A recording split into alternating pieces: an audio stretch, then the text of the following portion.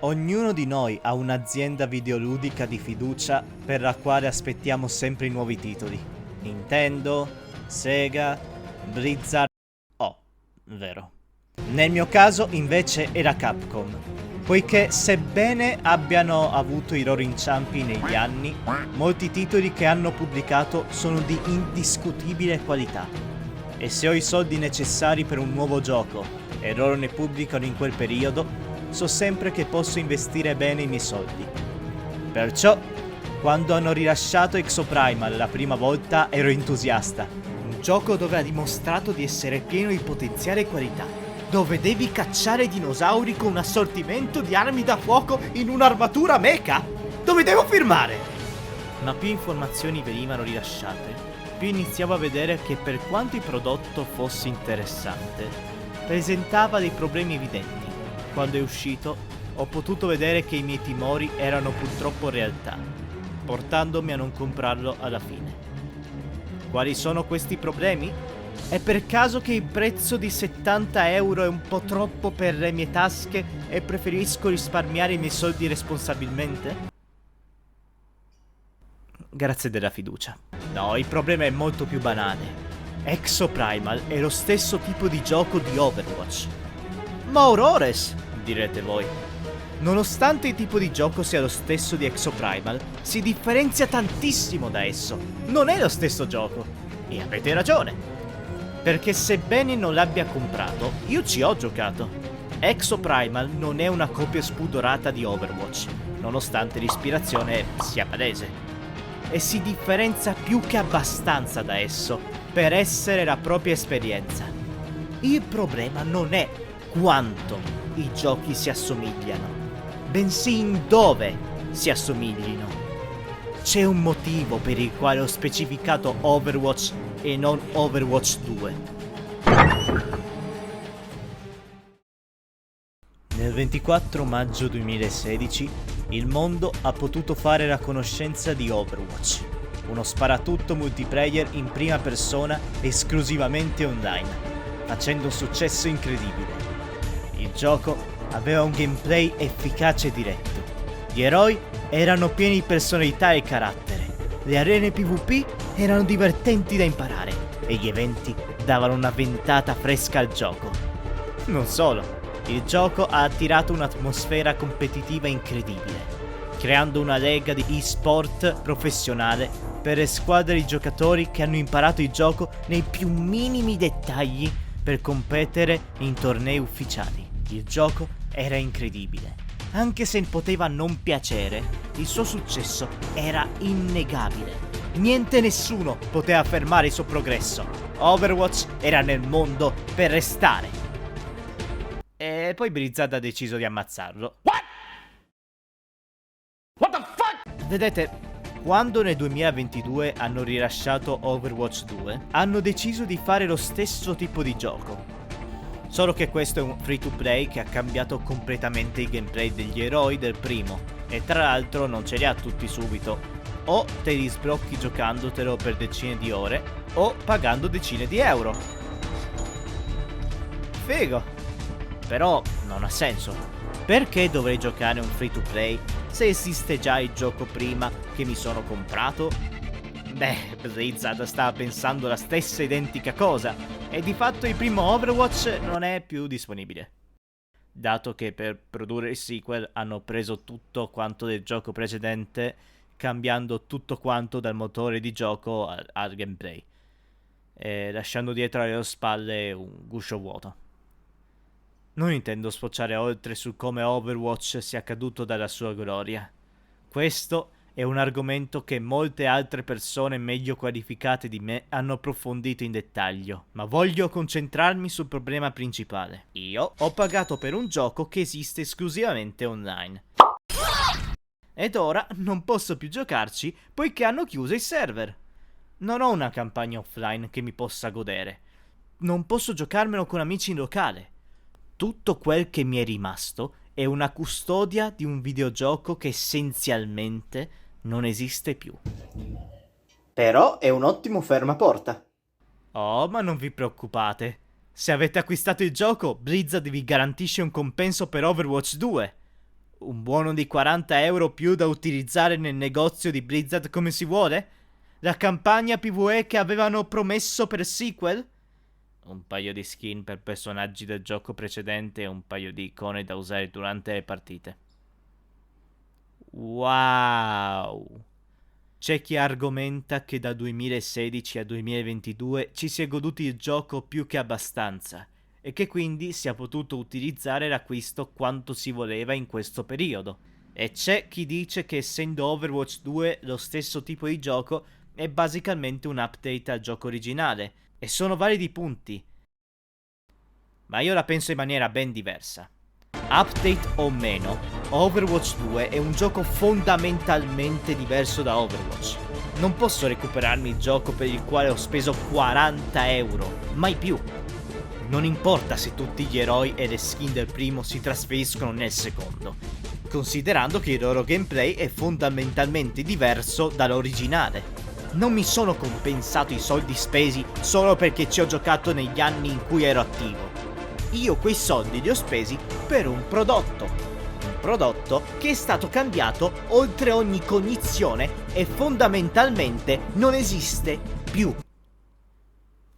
Scemo anche io, che al tempo ero un ragazzino di 17 anni, quindi non ci ho pensato molto sulla natura di Overwatch e l'ho preso senza considerare che, essendo esclusivamente un multiplayer senza offline, un giorno sarebbe potuto sparire e basta. Ero troppo concentrato su voler andare in giro come una scimmia a fare zap. Ma adesso che l'ho potuto osservare, ho potuto imparare dal mio errore. Ed ecco perché sono così restio dal comprare Exoprimal.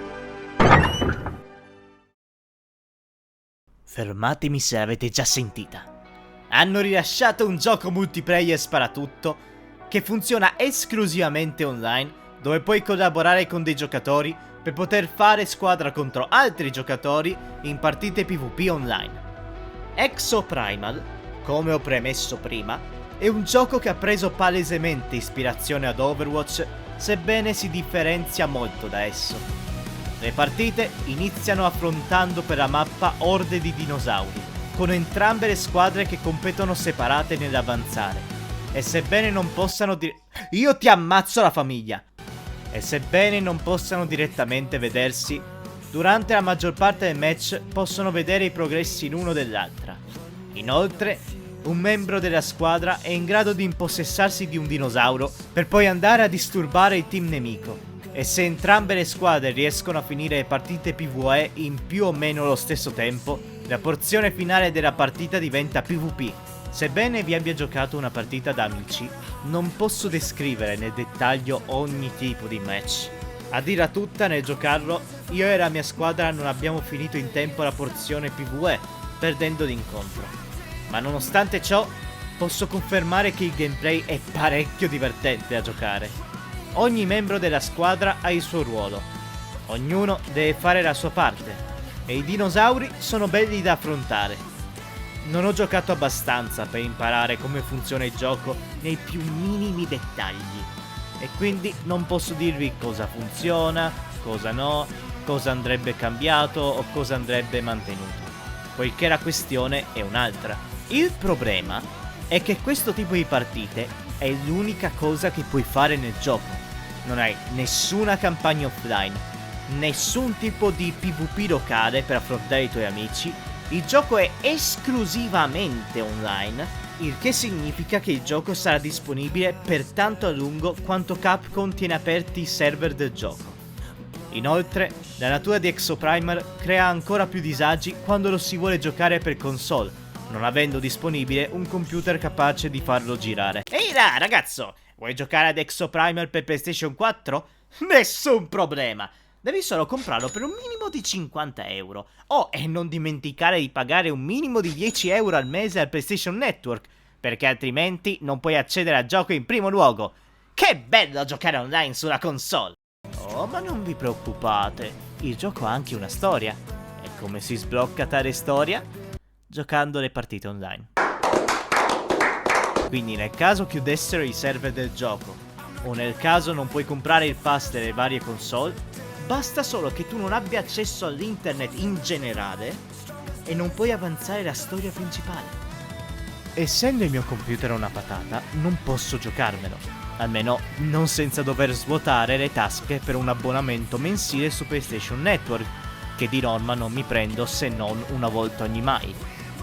Ed essendo del tutto dipendente dall'online, arriverà il giorno in cui chiuderà per sempre, che sia fra una decina d'anni o domani, il che significa che comprarlo sarebbe un continuo stress inutile, dato che se decido di non giocarci sto sprecando tempo che poi non potrò recuperare più.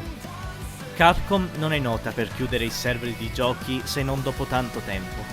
Ancora oggi, per il momento, sono aperti i server di giochi rilasciati da tanti anni, come Monster Hunter 4 Ultimate e Lost Planet 2, quindi dubito che i server di Exoprimal verranno chiusi in breve. Ciò non toglie che verranno chiusi un giorno. Nulla dura per sempre dopo tutto. E mentre per i due esempi di prima, anche se chiudessero il server avrei comunque il gioco base, non posso dire lo stesso per Exoprimal.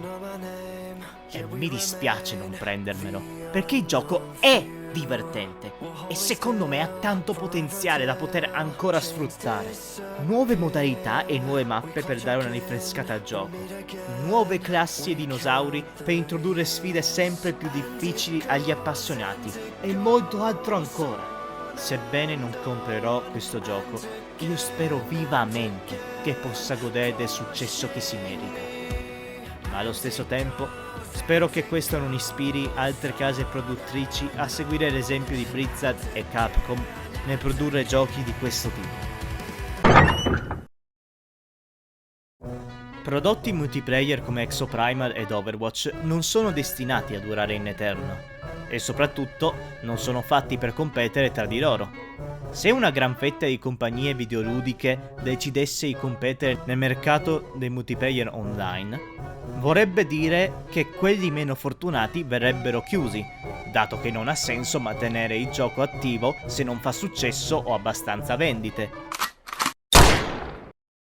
lasciando quei pochi giocatori che l'hanno comprato con un pugno di mosche. Non sto dicendo che non hanno un loro posto, dopotutto Overwatch ha avuto successo per un buon motivo. Questo video non è per screditare il genere o per dire Exoprimal fa schifo, non compratelo, perché merita e come. Volevo solo poter sfogare la frustrazione che la chiusura di Overwatch mi ha portato, ma soprattutto per condividerla in modo che prima di prenderlo possiate considerare questa cosa che sembra scontata, ma può capitare che non ci si pensi su al momento dell'acquisto. Spero che il video vi sia piaciuto. Per oggi è tutto, io sono Rores Idio e ci vedremo alla prossima.